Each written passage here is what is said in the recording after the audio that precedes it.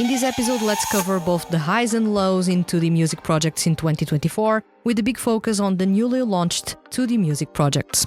And there's plenty to talk about, from Louloudi's last album to the From ARGONAVIS franchise announcing a hiatus, and much, much more. Let's talk about all of those in this episode of SEIYUU Lounge.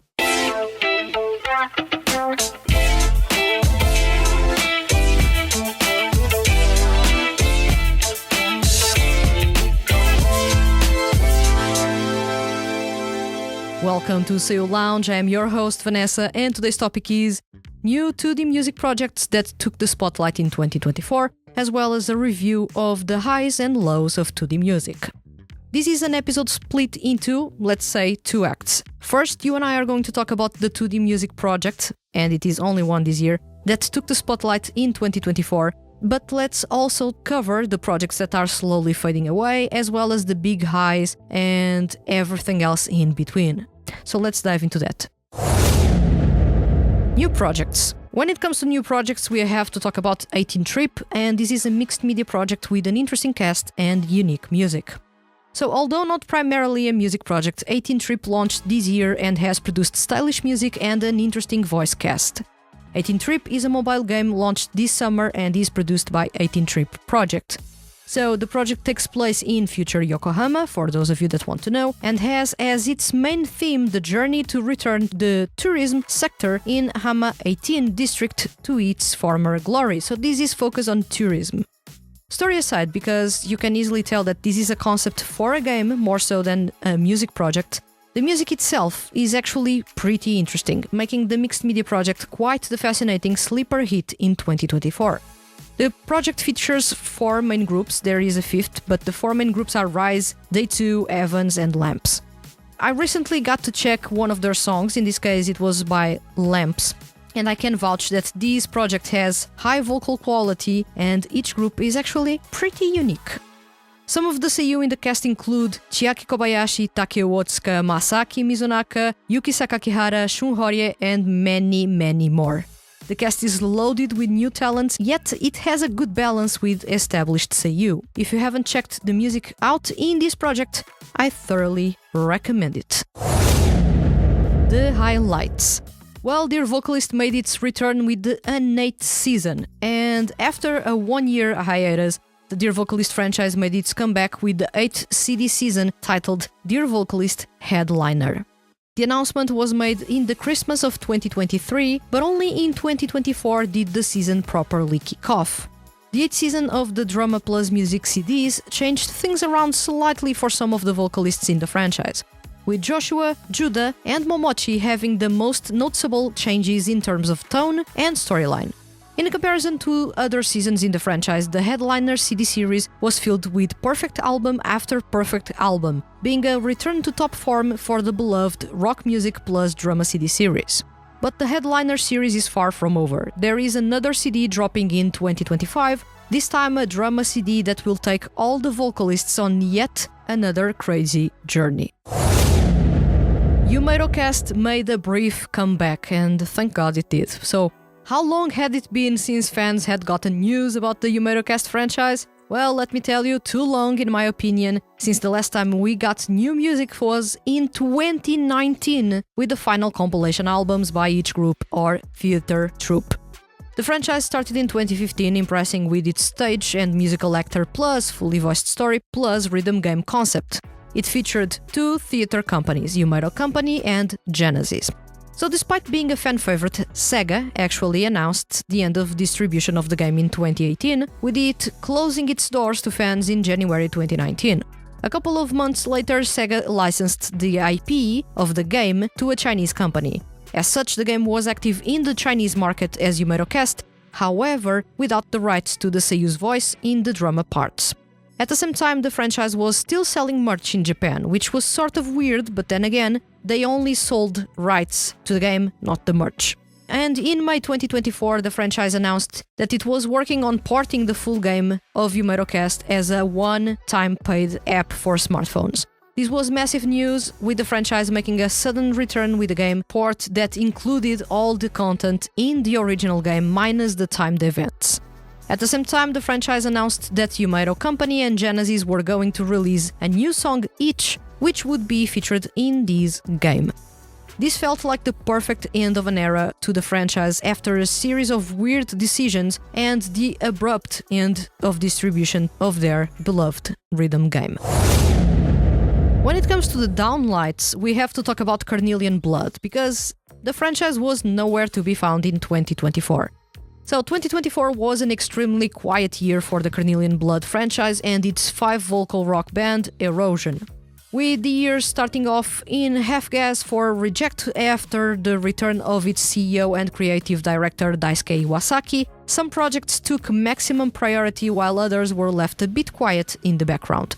Such was the fate of the awesome rock-focused mixed media project Carnelian Blood. Fans of the franchise were left in a void of nothing throughout the year until November 2024, when Reject announced that there would be more story and music in this franchise kicking off in 2025. I'd say this was a perfect year for the group to regroup, basically, and for those like me who love the franchise and wanted it back right away, we only have to wait a little bit more to get new music and potentially new story from this franchise. And if what happened with the Dear Vocalist franchise is any indication of quality improvements, I'm quite excited to see what Carnelian Blood brings next. From ARGONAVIS franchise announced a hiatus. Was anyone expecting this? Because I wasn't. In October, the From ARGONAVIS franchise announced the end of the service for the mobile game ARGONAVIS Kimi ga Mitaste, which was launched in February 2024. The game launch was plagued with issues, and the project's creators confirmed that it was exactly because of that they felt they couldn't provide a really high level of service that would actually satisfy their users, so they decided to actually scrap the game altogether. In the same press release, they also announced that without that app game service at its core, continuing the From ARGONAVIS franchise through live events and other activities alone would become difficult. As such, they decided to put the project on an indefinite hiatus by the end of 2025. So there will be music by all bands in the franchise and the final live show in 2025, but beyond that, the future of the franchise is uncertain. Louloudi announced its end. Add these to the list of things I didn't have on my bingo card for 2024. This is the biggest news of the year, one that caught many, if not all, fans of the group by surprise. Louloudi, one of the best 2D groups ever, announced the end of their activities with the release of the somber yet hopeful last album titled Choose.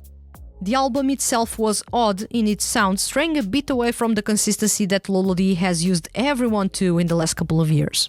The final dark yet hopeful tone of the CD left people wanting more, me completely confused if this was really the last entry in their amazing repertoire, and others a bit surprised. No matter how much it hurts, Louloudi is unfortunately no more. And they left a massive void that I believe no other 2D group will be able to ever fill in. Thanks for the unbelievably good music and the memories, Louloudi.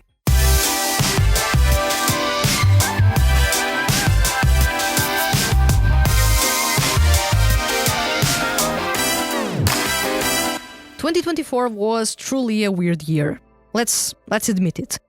Louloudi announcing its end still feels weird to me. The group joined the Hanadol franchise after Anthos and left the franchise so soon, which is baffling. Once again, for storytelling purposes, it was actually for the best to ensure their story was cohesive. However, from a music standpoint, it made no sense whatsoever because the group was in a league of their own with a sound and a style of performance that few even dare to come close. With the From ARGONAVIS franchise, I honestly don't know why they say that the project will go on a hiatus because there is no game to support them financially. To have a complete franchise's success or chances of continuation riding on a game when more than 80% of the 2D music-themed games fail to impress and are soon discontinued still sounds weird as heck from a business point. This is a good example of bad management, bad strategy, and no attention to the market needs towards the project. Do all 2D music projects actually need a smartphone game? No! A reminder that making a game for a franchise can cost around 1 million to 10 million to develop, and support.